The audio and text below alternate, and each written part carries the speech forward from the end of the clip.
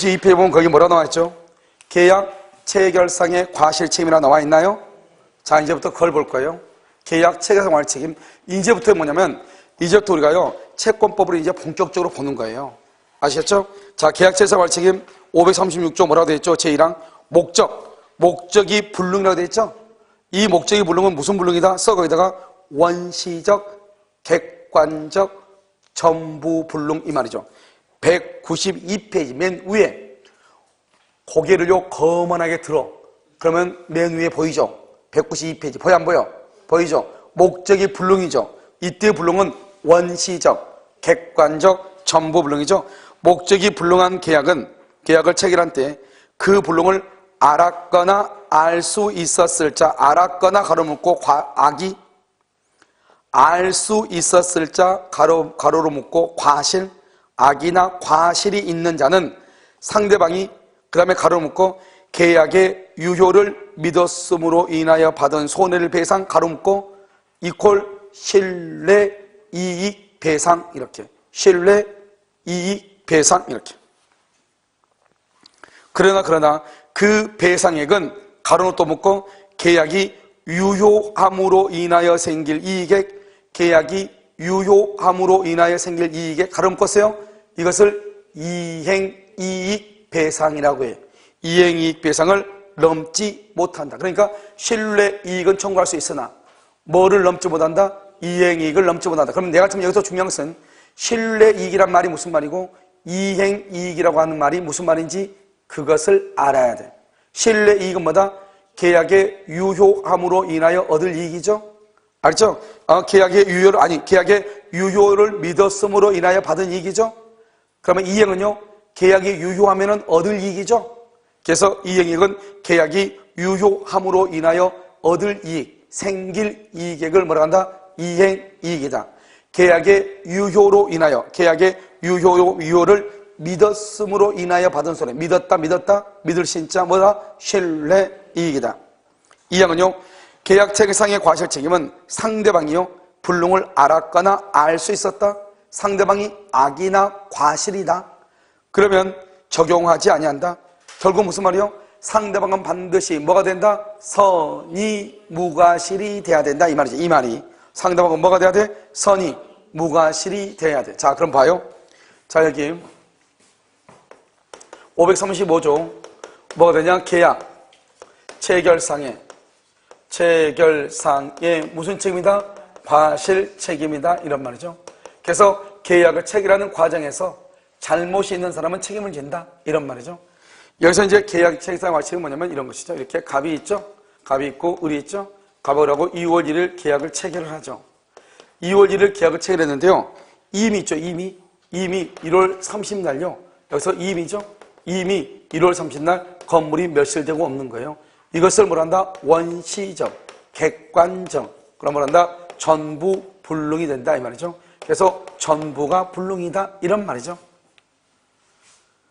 이런 경우요 원시적 불능이죠. 무슨 이익을 배상한다? 신뢰 이익을 배상을 하죠. 그래서 갑은 을한테 신뢰 이익을 배상해야 되죠. 그런데 뭐를 넘지 못한다? 이행이익을 넘지 못한다. 신뢰 이익 배상을 청구할 수 있다. 이행이익을 넘지 못한다 이 말이죠.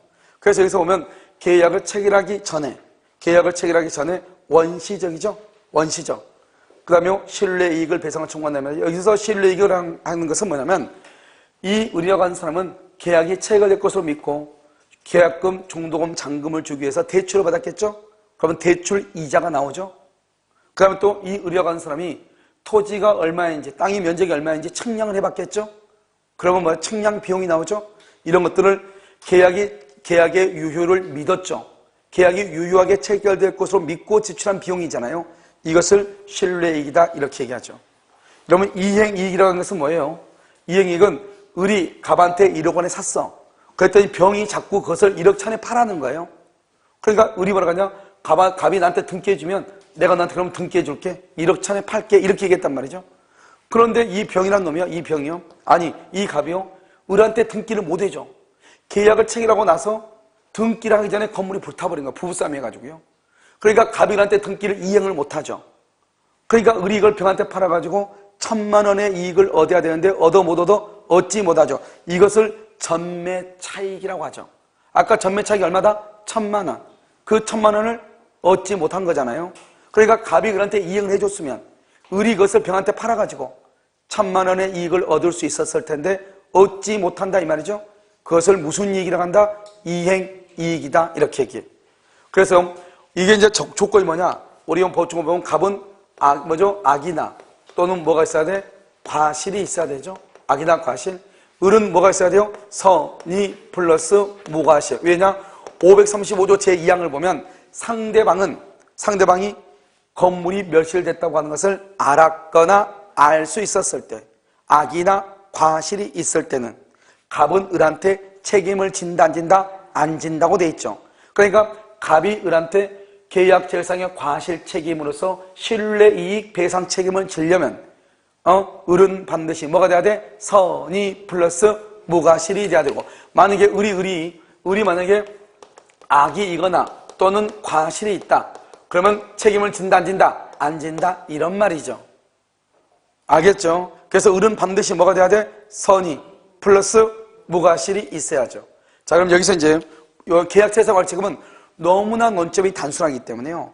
첫 번째 뭐냐? 첫 번째, 갑은 악이나 과실이 있어야 돼. 을은 반드시 선의 무과실이 돼야 돼. 세 번째, 을이 악이나 과실이 있으면 돼? 안 돼? 안 돼. 갑이 을한테 책임을 지려면 을은 반드시 선의 무과실이 돼야 돼. 그런데 을이 만약에 알았거나 알 수 있다. 건물이 없는 것을 알았거나 알 수 있다. 책임을 진다 안 진다? 안 져. 그 다음에 원시적이고 객관적이고 전부가 불능해야 돼. 전부가. 만약에 매매계약에서 일부가 불능이다. 그러면 계약 체결상의 과실 책임이다. 담보 책임이다. 담보 책임이다. 그 다음에 네 번째, 무슨 이익을 배상한다? 신뢰 이익이다. 무슨 이익을 넘지 못한다? 이행이익을 넘지 못한다. 그러면 신뢰 이익이 80이다. 이행이익이 100이다. 그러면 얼마의 범위 안에서 청구한다? 80만. 만약에 신뢰이익이 100이다, 이행이익이 80이다 그러면 이행이익을 넘지 못해. 그러니까 아무리 100이어도 얼마까지만 청구한다? 80까지만. 신뢰이익은 80인데 이행이익은 100이야. 이행이익의 범위 안에서 신뢰이익을 청구해. 그러니까 얼마? 80. 여기도 얼마? 80 이렇게. 알겠죠? 그러니까 신뢰이익은 이행이익을 넘을 수가 있다 없다? 없다. 계약 체결상의 과실책임. 거기 한번 봐봐요. 거기 보면 192페이지 보면 192페이지 갑과 을하고 2월 1일 계약을 했죠. 원시적 불능이죠. 이미 그 말이 중요하죠. 후발적 이행이익이죠. 그래서 원시적이고 객관적이고 전부가 불능이죠. 그럼 원칙적으로 무효인데 계약 체결상의 과실 책임이죠. 그런데 이것은 원시적 불능하고 관계가 되기 때문에 무슨 이익이다? 신뢰 이익 배상이다. 여러분요, 지금 여기 아무것도 없는데 갑에다 써. 갑을 뭐라고 해야 돼요? 악이 또는 뭐다? 과실 이렇게요. 악이 또는 과실. 을은 뭐라고 한다? 선의 플러스 뭐다? 무과실 이렇게. 그래서 갑은 악이나 과실이 있고 을은 뭐가 있어야 돼? 선의 플러스 무과실이 있어야 된다. 무슨 말인지 이해됐죠? 그것이 있어야 돼. 이걸 계약서에서 가르치고 봐. 그런데 또 뭐가 하나 있냐면 여기요. 교섭 단계라고 하는 교섭 단계.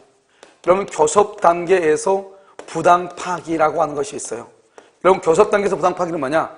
갑과 을하고 계약이 체결될 것으로 믿고 별의별 다 했는데 갑자기 아무런 사이도 없이 계약을 파기했다 이 말이죠. 이 부당 파기가 정당한 이유, 상당한 이유라고 그래. 상당한 이유가 있느냐 없느냐? 있다 그러면 적법이라고 그래. 그래서 언제냐? IMF가 터져가지고 지금 있는 직원들도 내보내야 되는데요. 작년에 2달 전에 뽑았던 사람을요, 오늘 IMF가 터져가지고 감원을 해야 되는데 다시 신규로 입사를 시킬 수 있어 없어? 없잖아요. 그것은 정당하죠. 이것은 정당한 이유가 없다.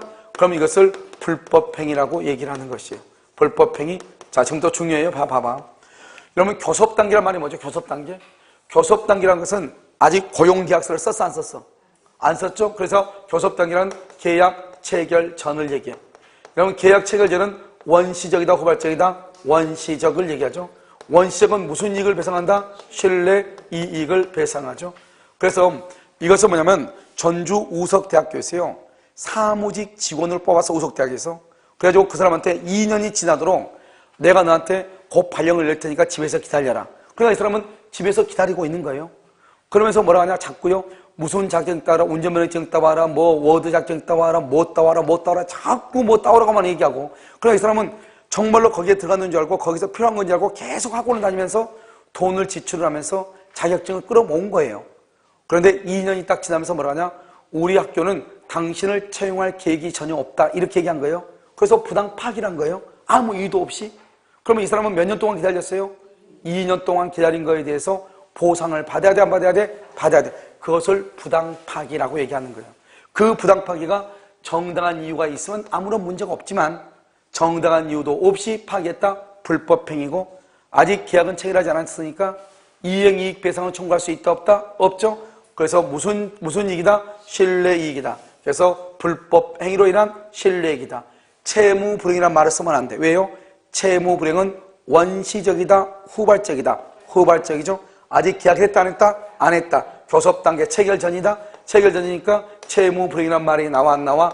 채무불행이라는 말이 안 나온다. 채무불행은 계약을 만 후, 체결한 후에 나온다. 후, 계약을 체결한 후. 그래서 체결 전 그러면 안 된다. 그래서 채무불행이라고 하는 말이 나오면 절대로 안 돼. 그래서 채무불행으로 인한 손해배상 그러면 안 돼. 불법 행위로 인한 손해배상이라고 해야 된다. 그 다음에 이 불법 행위의 경우 인격권의 침해가 있죠. 침해.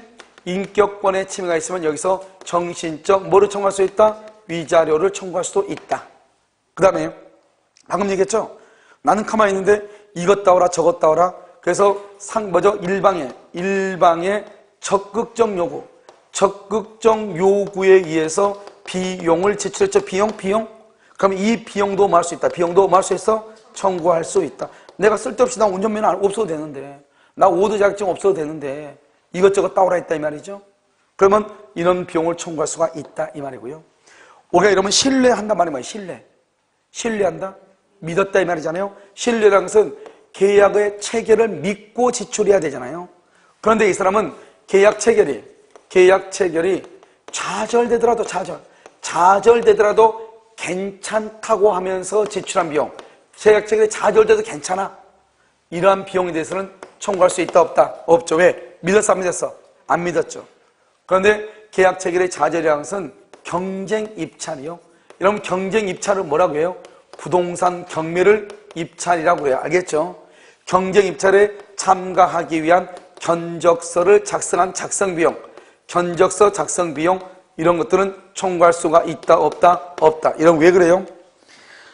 여러분, 경매하고 입찰하고 다른 거예요. 동사는 경매라고 얘기해. 왜요? 동사는요, 내가 이 물건, 당신 이 물건 살 거예요? 물어보죠? 그래서 지금부터 이 물건요, 100만 원부터 시작합니다. 이렇게 얘기하죠? 그럼 이쪽에서 말하죠? 110만 원이요? 자, 110만 원 콜했습니다. 다음 분이요? 120이요? 다음 분이요? 130이요? 이렇게 누군가가 콜을 한 것을 알면서 지금 콜을 하고 있죠? 그것을 뭐라면 경매라고 하는 거예요. 그래서 여러분요, 옥션 입찰이라고 그래? 옥션 경매라고 그래? 옥션 경매라고 하죠? 그럼 옥션 경매 거기 들어가면 여러분 뭐를 해요? 거기 들어가면 물건 같은 거 있잖아요. 만 원부터 시작합니다. 경매. 돼 있어, 안 돼 있어? 되어 있다니까? 100원부터 시작하는 것도 있어. 뭐 속옷 같은 거 이런 것은 100원부터 시작해. 그러면 서로 이제 그걸 보면서 누르죠. 110원, 120원, 130원 계속 올라가죠. 알겠죠? 그러면 최후로 클릭한 사람이 뭐죠? 자기가 낙찰을 받는 거죠. 그런데 입찰이라고 하는 것은 뭐냐? 이 물건의 가격이 경매가 되는데 이 물건 가격을 서로가 모르는 거죠. 그걸 입찰이라고 그래. 그러니까 여러분요, 중개사법 맨 뒤에서 보면 입찰 봉투라고 하는 것이 있어요. 입찰 봉투. 중개사법 맨 뒤에 뭐가 있어? 입찰 봉투라고 하는 것이 있어. 경매 봉투가 아니라고 입찰 봉투라고 그래. 입찰이란 건 뭐예요? 그 입찰 봉투에다가 그 가격 있죠? 시가를 몰래 써가지고 거기다 봉함을 해가지고 도장을 찍어가지고 제출한단 말이죠. 남이 내가 얼마를 쓴지 알아? 몰라. 만약에 남한테 보여주죠? 그럼 그 사람 입찰 못해. 왜? 입찰이 경매가 아니잖아요. 남한테 보여줬다는 것은 지금 이 사람은 경매하러 온 거잖아요. 알겠죠? 근데 여러분들, 우리는 뭐냐면 부동산 경매 이렇게 얘기하죠? 그건 왜 그러냐? 사람들이 그냥 원래는 입찰이라고 하는 말을 써야 되는데 모든 사람들이 경매로 그냥 알고 있는 거예요. 그래서 그냥 경매란 말을 쓰는 거지 원칙적으로 뭐다? 입찰이에요. 그래서 여러분요, 나중에 중개사법 책 혹시 받으면 맨 뒤에 보면 입찰 절차, 입찰 기일, 이렇게 다 돼 있어. 입찰 봉투. 다 입찰로 써있지 경미라고 써있지 않아요. 무슨 말인지 알겠죠? 경미라고 하면서 뭐를 경미라고 한다? 동상경미와 같이 사람들이 물건의 가격을 알면서, 코라도 알면서, 미술 같은 그림 경매하죠. 그림 경매? 그것을 입찰이라고 하지 않아. 그걸 뭐라고 얘기해? 경매라고 얘기하는 것이에요. 알겠죠? 그러니까 우리가 봐봐. 내가 지금 얘기하고 있는 것은, 여러분, 입찰을 한다는 것은 뭐예요? 내가 얼마에 지금, 얼마인지 내가 제일 최고가를 써야지 낙찰을 받는 거잖아요. 내가 낙찰을 받을지 안 받을지 알아 몰라? 모르죠. 그래서 이것은 내가 신뢰한 것이 아니잖아요. 알겠죠? 신뢰는 반드시 저건 내 것이다. 이게 신뢰잖아요. 그런데 경매 같은 경우는 내가 낙찰을 받을 수도 있고 받지 않을 수도 있잖아요. 그래서 알아 몰라? 모르죠. 그래서 그것은 신뢰계상을 청구를 못해. 그래서 여기 보면 192페이지 보면 교섭 단계죠. 교섭 단계는 뭐죠? 계약 체결 전이죠. 계약 체결 전 그렇게 돼 있어요. 거기다 써 채무 불이행 X라고 써. 계약 체결 전이니까 뭐가 안 된다? 채무 불이행이 된다 안 된다? 채무 불이행 안 돼요. 자, 두 번째 바로 옆에 부당 파기가 정당한 이유 또는 상당한 이유가 없다. 없으면 뭐라 한다? 불법이다. 불법행위의 경우는 정신적 위자료를 청구할 수 있고 그 불법행위죠. 불법행위의 경우 밑으로 쭉 내려오면 무슨 이익을 배상한다? 신뢰이익이다. 왜 신뢰이익이냐? 부당 파기는 계약 체결 전이죠. 그러니까 원시적이죠. 그래서 신뢰이익 배상이죠. 신뢰이익에서 바로 그 위에를 보면 뭐죠? 계약 체결이 좌절되더라도 괜찮다고 투입하면서 투입된 비용 청구할 수 있다 없다? 없다. 왜? 계약 체결이 좌절이란 것은 신뢰를 했다는 것이다? 하지 않았다는 것이다? 하지 않았다. 그 다음에 경쟁 입찰의 창말, 경쟁 입찰. 이런 경쟁 입찰은 누가 얼마를 쓴지 안다 모른다? 모른다. 내가 경락을 받을 것이 확실하다 확실하지 않다? 확실하지 않다? 이러한 비용은 청구할 수가 있다 없다? 없다. 그 다음에 값 봐봐.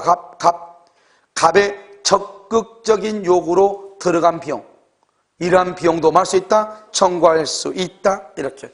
이것을 우리는 뭐라 한다? 계약 체결상의 과실 책임이다. 이렇게 얘기를 하는 것이에요. 여러분 지금 무슨 말인지 알겠죠? 자, 여기까지. 잠깐 쉬도록 하겠습니다.